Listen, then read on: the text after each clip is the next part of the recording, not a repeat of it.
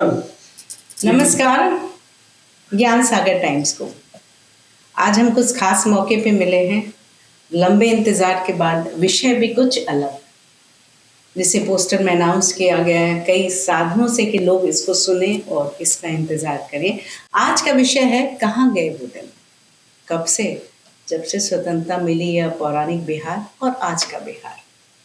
भूल गए हैं कुछ बातें हम। हमारे साथ 3 गेस्ट हैं। संजय सिंह जी, जो परंपराएं, धर्म और राजनीति का मौन समझते हैं।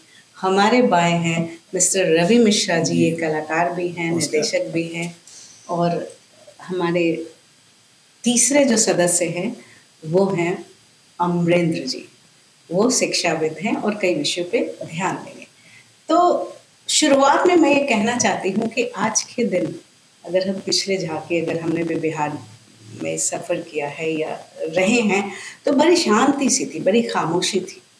आज घर हो, बाहर हो, बाग हो, बहार हो, सड़कें हो, हर जगह बुरा हाल है। सड़क पे भी चल रहे हैं तो एक आवाज़ है, घर में भी बैठे हैं, खाना खा रहे हैं तो मैसेज आ जाते हैं, कुछ रिंग आ जाते हैं और बहुत आक्रामक तरीके से हमारे पास विज्ञापन आते हैं कि ये खाओ, वो खाओ, ये करना है, ये पहनना है। एक बदलाव है। पहले कोई कहने वाला नहीं था, 1-2 साड़ियों से, 1-2 कपड़ों से हमारा पूरा संसार चल जाता था। हमारी ज़रूरतें बहुत सीमित थी, लेकिन आज हमारी महंगाई भी विकराल है, हमारी ज़रूरतें भी विकराल है, हमारे जीवन जीने की शैली जो है उसमें भी काफ़ी बदलाव हुआ है। रिश्तों में जो एक बंधन हुआ करता था वो कहीं टूटा है।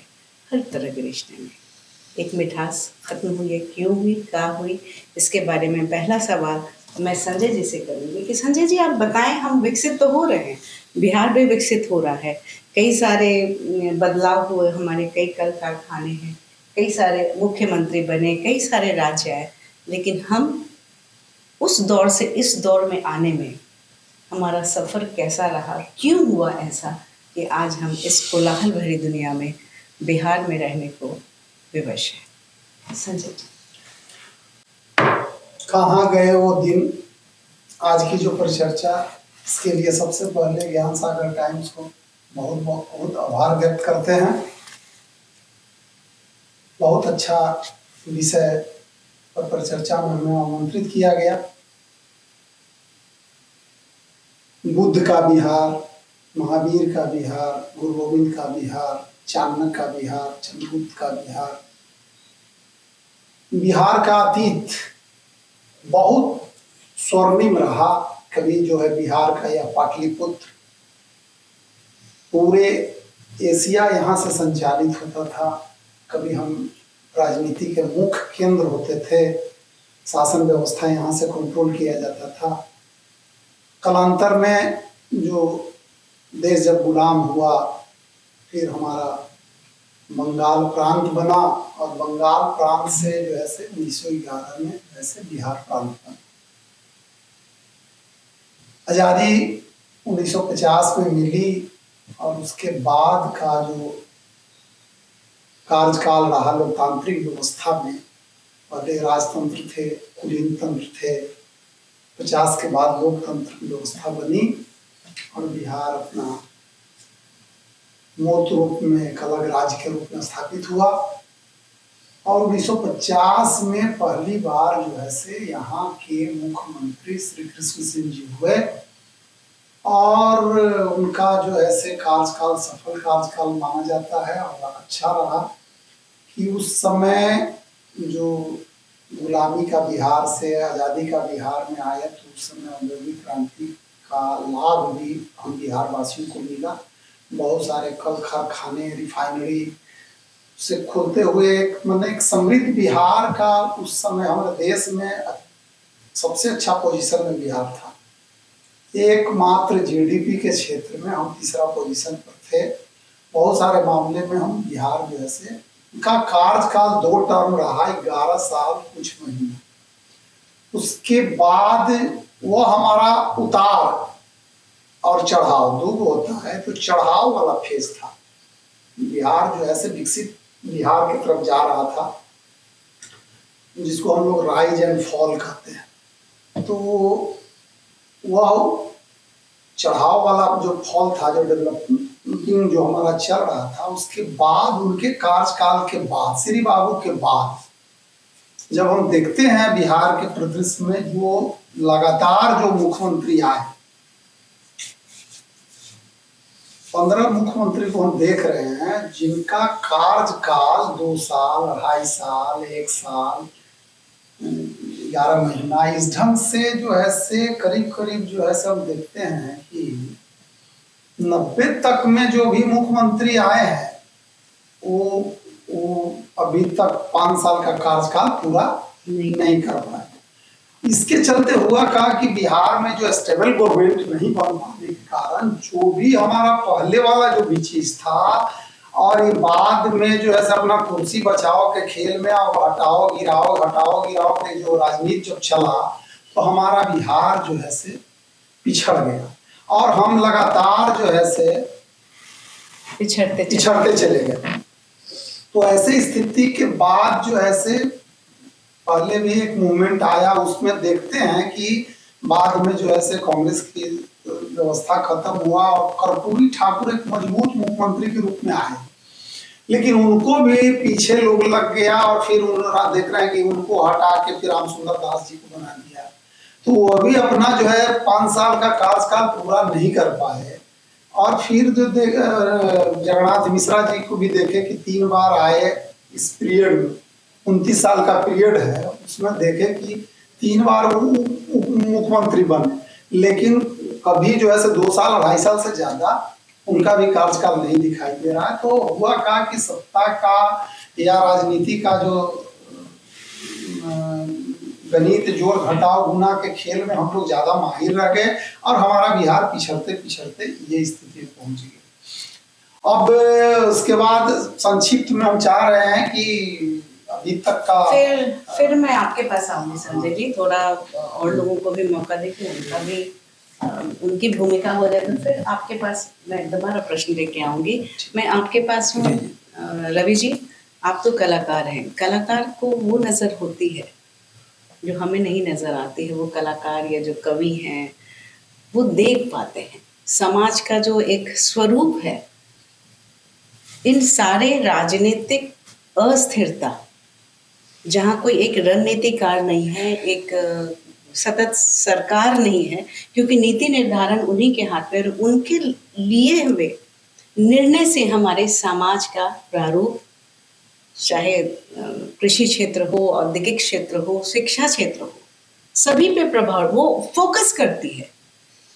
अलग अलग उसके इंडिकेटर्स हैं। तो आपको क्या लगता है, अगर उन चीज़ों को हम देखें, कला हमारा एक, जैसे वैशाली से हमारे गण राज्यों की शुरुआत हुई, धर्मों का उद्गम यहाँ पे हमारे बिहार के अंदर कई सारे प्रमाण भी हैं, जैन हो कुछ भी हो।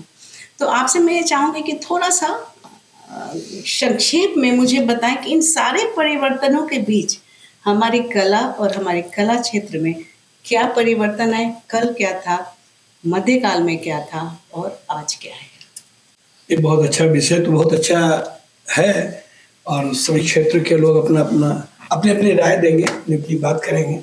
मैं रवि मिश्रा और मैं धन्यवाद देता हूँ कि आपने मुझे आमंत्रित किया और ये प्रश्न जो मेरे लिए है कला के लिए। दरअसल मैम आपने कहा कि कलाकार जो होता है उसकी नज़र बहुत तेज होती है, आपने ये कहा, लेकिन मेरा मानना है कि कलाकार की नज़र तेज नहीं होती है, साहित्यकार की नज़र तेज होती है। और जब साहित्यकार कुछ लिख देता है तो लिखने के बाद कलाकार उसको प्रेजेंट करता है। मैं तो साहित्यकार को भी कला के क्षेत्र में, हाँ वो तो है, लेकिन मेरा जो विधा है मैं उस पर बोल रहा हूँ, मैं अपनी विधा के बारे में बोल रहा हूँ। तो मेरी क्षमता जो है वो एक सीमित है। साहित्यकार बहुत बड़े होते हैं। अभिनेता जो होता है, मैं अभिनेता हूँ, मैं एक्ट करता हूँ, मैं उसको प्रस्तुत करता हूँ, मैं दिखाता हूँ, तो बिल्कुल, तो हाँ ये हो सकता है कि वो अभिनेता भी साहित्यकार हो जाए तो बड़ी बड़ी बात है। तो आपने जो कहा बिहार, दरअसल मैं बिहार का तो हूँ नहीं, लेकिन फिर भी पिछले 50 साल से 60 साल से मैं यहीं हूँ। अब कहाँ के रह गए? मैं बनारस तो बिहारी हो गया। हाँ बिहारी हूँ, अब बिहारी तो आप हूँ, बिहारी हो गए। मैं बिहारी हूँ और बिहार से कहता हूँ मैं बिहारी हूँ। मुझे अपने बिहार पर पूरा गर्व है और यहीं से मैंने बहुत कुछ पाया है। अभिनय के क्षेत्र में, कला के क्षेत्र में मेरा मेरा रोजी रोटी जो है इसी से है। तो अभिनय अभिनय छोड़िए, कला यहाँ इतना समृद्ध था, इतना हमने जब से देखा, हम देखे कि यहाँ कलाकार की जब तक पूछ होती रही है तब तक बिहार बहुत अच्छे स्थान पर था। मेरा मानना था, जैसे मानना ये है कि कम से कम सुरक्षा, कम से कम मान सम्मान औरतों को, बुजुर्गों को, बच्चों को, ये इसलिए मिलता रहा था उस वक्त। हम जब से देख रहे हैं 50-60 साल में कि क्योंकि यहाँ गांधी मैदान में आप देखेंगे बहुत सारा कार्यक्रम होता रहा था। बड़े दिग्गज कलाकार, इंटरनेशनल कलाकार और बड़े बड़े कलाकार विदेशों से, चाहे देश के अन्य कोनों से आकर के यहाँ प्रस्तुति देते थे और हम लोग रात भर उसको देखते थे और इतना एंजॉय करते थे। रात कब गुजर जाता था, सुबह कब हो जाती थी, पता ही नहीं चलता था। और उस वक्त कोई घटनाएं नहीं घटती थी। कलाकारों का यहाँ जो उपयोग होना चाहिए वो तो सरकारों ने नहीं किया, अब के सरकारों ने। हाँ, ये जमाना एक था कि वैशाली में हमारी आम्रपाली जी थी। मैंने आम्रपाली इतनी बड़ी नर्तकी थी कि देश विदेश में लोग उनको जानता था और उसका जो सम्मान उस वक्त हम लोग को मिला बिहार से, तो उसकी तो कल्पना ही आप नहीं कर सकती हैं। तो मेरा तो बस यही कहना है कि कलाकार अगर नहीं है तो बिहार में बहुत सारा चीज पीछे छूटता चला जाएगा। सही कहा आपने। कहते हैं ना कि बुद्ध को आम्रपाली ने रोका था जब बहुत अति वो तप करने लगी, वीणा के तार को इतना मत कसो कि वो टूट ही जाए और इतना ढीला भी नहीं छोड़ो कि वो आवाज ही नहीं। क्या बात है। चंद 2 लाइनों में ये व्यक्त हो जाता है कि कला क्या है, और कला और जीवन का एक रिश्ता है, लेकिन इस रिश्ते का भी दायरा है। उस दायरे के अंदर सबको जीना है और उसका सही स्वरूप आएगा। अब मैं बढ़ती हूँ अमरेंद्र जी की तरफ। आप सारी बातें सुन रहे हैं अमरेंद्र जी, शिक्षा क्षेत्र में हैं आप। पहले की शिक्षा कैसी होती, याद होगा आपको, पहले होता था डिस्टिंक्शन है, डिस्टिंक्शन मतलब 75% प्लस, ठीक है। तो बहुत उम्दा छात्र वो माना जाता था कि इसको डिस्टिंक्शन मिलता था, सभी चर्चा करते थे। और आज के डेट में सभी को 90%, 99, देयर इज नो डिस्टिंक्शन। लेकिन उस समय जो मैट्रिक पास में जो छात्र होते थे उनका जो ज्ञान था, क्या बात है। आज मैं पीजी के क्लासों को बच्चों को लेती हूँ, उनको एप्लीकेशन लिखने बोलती हूँ हिंदी में और इंग्लिश में, नहीं लिख पाते हैं शुद्ध। तो कहाँ गए हम, कहाँ गया डिस्टिंक्शन? क्या करें इस सारे 98, साढ़े 99 इन प्रतिशतों का क्या करें? कहाँ है, किस कुनबे में हमने उसे रखा है? ये बहुत अहम प्रश्न है। आप पलायन की बात कर रहे हो, क्यों हो रहा है पलायन? स्किल तो हमारे पास है। तो आपसे चाहूंगी कि आप इन विषयों का, शिक्षा का जो अवमूल्यन हुआ, हम तो उसको आगे बढ़ा चुके हैं, लेकिन उसकी जो क्षमता थी, क्वालिटी कहिए, वो गिर गई है। तो इसको, इस सामंजस्य को या इस विषय को हम किस तरह रखेंगे? जहाँ तक एजुकेशन का विषय है तो एजुकेशन में बहुत ह्रास हुआ है। हम लोग करीब 50 वर्ष पहले, हम लोग उसमें मैट्रिक था, 10th 12th नहीं था, मैट्रिक था। 50 वर्ष पहले हम लोग का रिजल्ट आता था पेपर में और इने गिने फर्स्ट डिवीजन पास करते थे। फर्स्ट डिवीजन मतलब 360 से ऊपर मार्क्स, इतना होता था। इने गिने एक आध होता था हर हाई स्कूल, अच्छे स्कूल में क्योंकि सब जीरो, कुछ अच्छे जो स्कूल होते थे वहाँ पर एक कोई कुछ फर्स्ट क्लास, भी मैथ वाला, बायोलॉजी का फर्स्ट डिवीजन बड़ा मुश्किल हुआ करता था उस समय।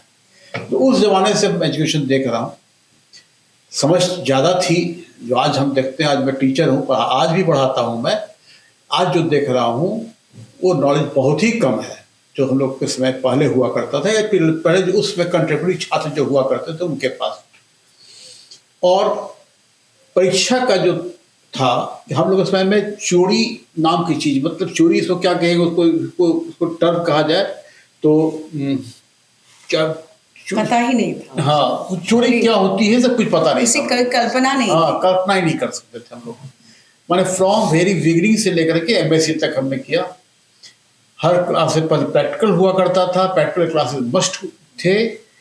10th में प्रैक्टिकल हुआ करता था। आज तो लगता है कि स्कूल में प्रैक्टिकल होता ही नहीं है, कॉलेज में प्रैक्टिकल नहीं होता है, मास्टर डिग्री में प्रैक्टिकल नहीं होता है, ऑनर्स से प्रैक्टिकल नहीं होते हैं।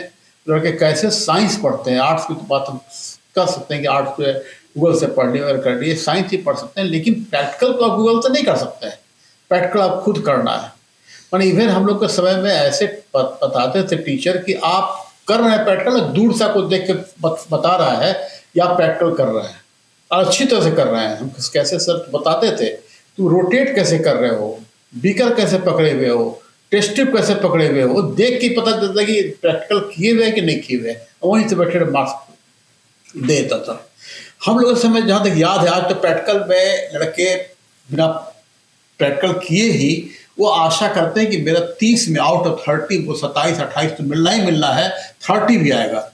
और हम लोग के ज़माने में विश्वास नहीं आज का जनरेशन करता है। हम लोग के ज़माने में प्रैक्टिकल में डर लगता था, प्रैक्टिकल में फेल कर जाएंगे, थियरी तो हम लोग पास कर जाएंगे, तो हम निश्चित था थ्योरी पास कर पढ़ेंगे। तो प्रैक्टिकल में कौन सा प्रैक्टिकल दे देगा। मान लिया इलेक्ट्रिसिटी का प्रैक्टिकल दे दिया, हम लोग इलेक्ट्रिसिटी प्रैक्टिकल हुआ करता था, मान लिया हम नहीं सेट कर सके तो 0 हो जाएगा प्रैक्टिकल फेल, मतलब फेल हो गए। ऐसा होता था हमारे यहाँ कि एक साल में 10-10, 12-12 कोई केमिस्ट्री में फेल करेगा, कोई फिजिक्स में फेल करेगा, ऐसा होता था। तो सबसे डर प्रैक्टिकल पर लगा होता था।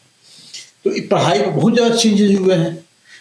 एजुकेशन का सेशन तो बीच में बहुत लेट होना शुरू हो गया, और इनके समय कर्पूरी ठाकुर में इंग्लिश जो हटा दिया, अनिवार्यता खत्म कर दी गई। हाँ, तो उससे क्या हुआ कि इंग्लिश बहुत ही कमजोर हो गया बच्चों का। फिर लालू यादव के समय जो उनकी सरकार बनी, उस स्थिति उस समय इतनी चोरियां चलती थी कि बच्चे कॉपी ला करके घर में अपने बाद में जमा करते थे। ये सारे जो है बच्चे पढ़ना ही छोड़ दिए। आज भी स्थिति वही है। आज ऑनर्स में क्या है, ऑनर्स की पढ़ाई किसी कॉलेज में होती नहीं है, या ग्रेजुएशन की पढ़ाई होती नहीं है। 4 सेमेस्टर हो गया, 4 साल का कोर्स हो गया। ऑनर्स करना है तो 8 सेमेस्टर परीक्षा देना है, हर 6 सेमेस्टर एग्जाम देना है।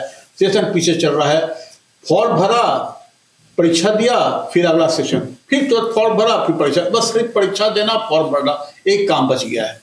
और उसी स्थिति में होता है क्या है कि लोग गूगल से देख के लिखते हैं, सारे एग्जाम टीचर देख करके भी उसको अनदेखा करते हैं। अब मुझे लगता है शिक्षण संस्थान पढ़ाने के लिए नहीं, अध्यापन के लिए नहीं, अब सिर्फ है सर्टिफिकेशन के लिए। बिल्कुल, वो भी विलंब से होता हुआ। हमें याद है हम लोग जब 83 में हम लोग पटना यूनिवर्सिटी में थे, तो जब बायोलॉजी का एडमिशन होता था, जितना वहाँ पढ़ाया जाता था, तो फ्रॉग का डिसेक्शन होता था।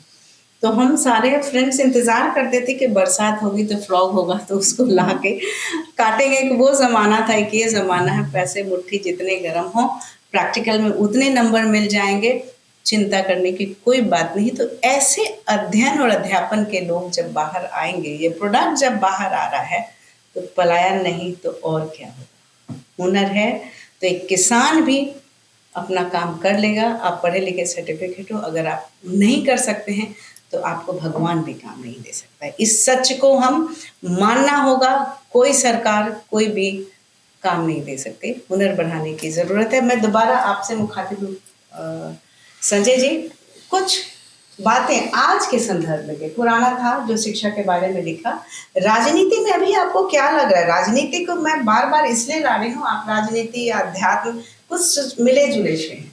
आज अध्यात्म और राजनीति कुछ एक परस्पर से बन गए। धर्म, जाति, कौन से धर्म के हैं, क्या करना है, उनका ड्रेस कोड क्या है, क्या करना है आके, तो एक दूसरे से जैसे लग रहा है ना कि मिल सकेगा। उस पर आप कुछ बताएं तो हमारे ज्ञान सागर टाइम्स के दर्शकों को अच्छा लगेगा।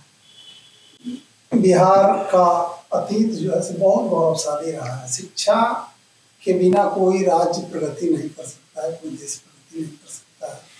तो एजुकेशन के मामला में हम लोग इतना सम्मिलित थे कि 2 विश्वविद्यालय, एंशियंट हिस्ट्री में जाइएगा तो नालंदा विश्वविद्यालय इतना प्राचीन है कि पूरे एशिया से लोग यहाँ आते थे, पढ़ने आते।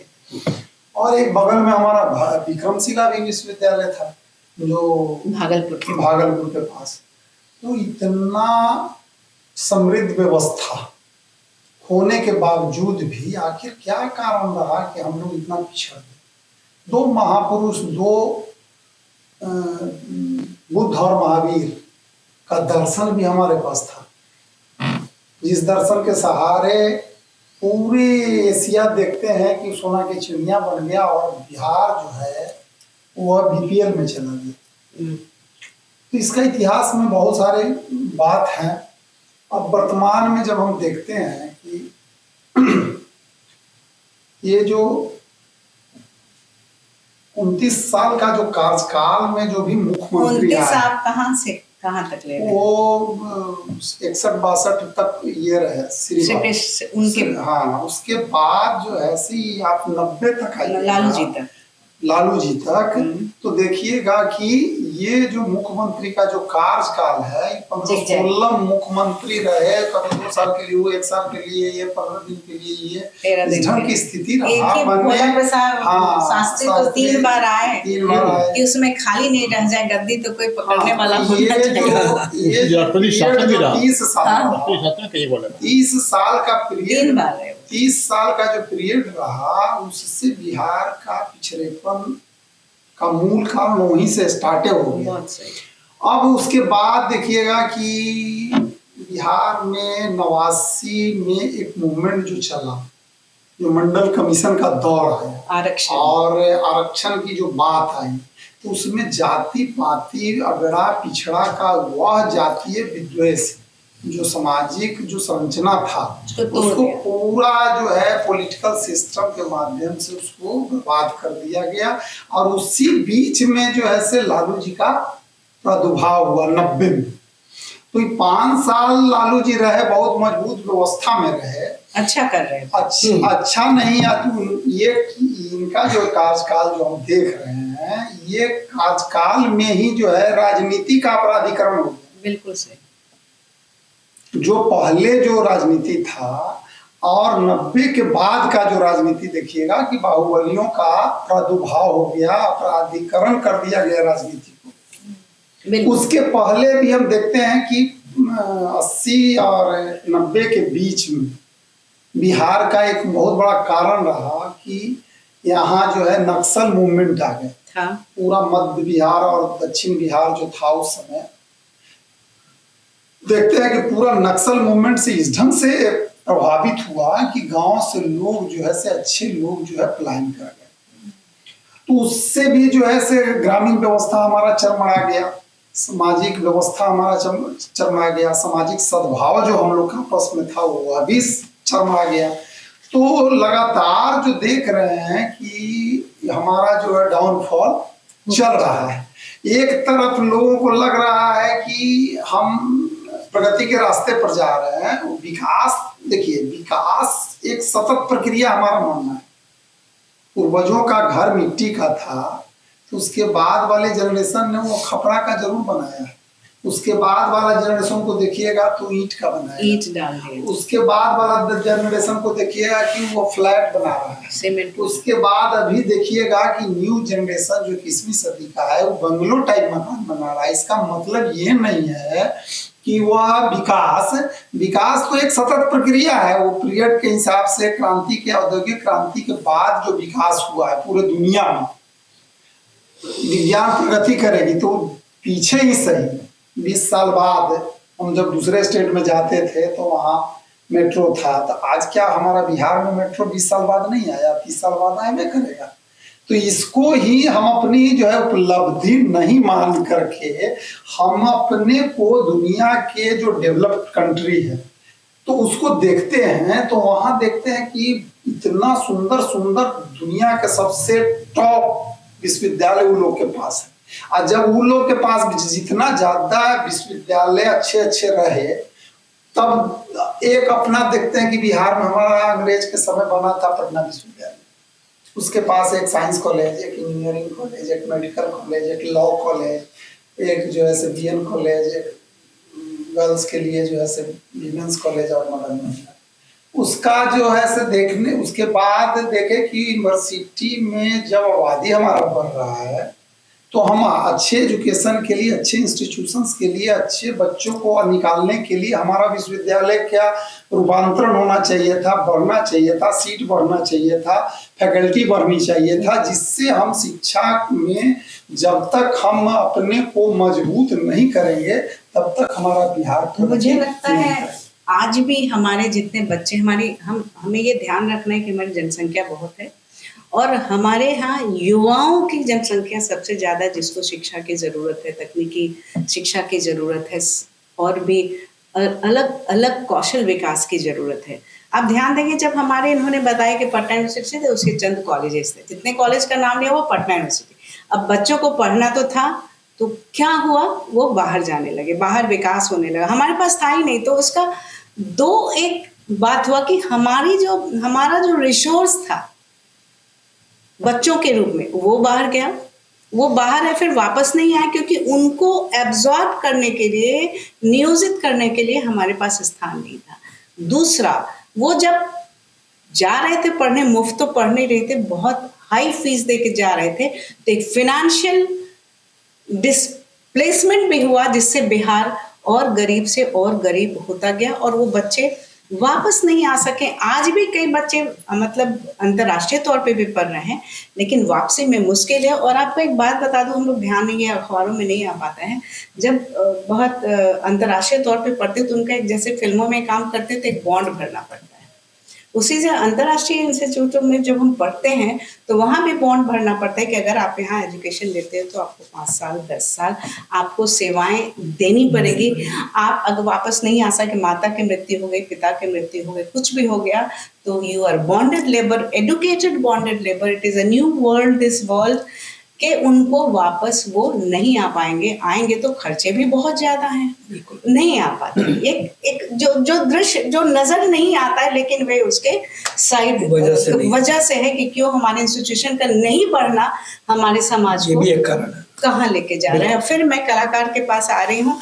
आप ये बताइए, मैंने सुना है कि पहले दशहरा में, दिवाली में सिर्फ इतना बड़ा विशाल रावण दहन नहीं होता था, लेकिन छोटे छोटे मोहल्लों में बहुत साहित्य, बहुत उम्दा कलाकार आते थे मोहल्ले टोले में, रात भर कार्यक्रम। मुझे 1-2 कार्यक्रम का याद है, बहुत छोटी थी मैं तो, और बहुत बड़े कलाकार आते थे, बड़े इज्जत से वो आते थे, लोग हजारों की संख्या में जाते थे, उसको सुनते थे और उनको बहुत इज्जत से विदा कर दिया जाता। लेकिन कुछ घटनाएं ऐसी हुई लड़कियों के साथ, लड़कों के साथ, इसी संक्रमण काल में जो वो बता रहे थे, तो फिर अब उन्हें ऐसे आयोजन होते हैं, लोग आते हैं। आपको क्या लग रहा है कि अभी क्या हम उस दौर में वापस आ पाएंगे?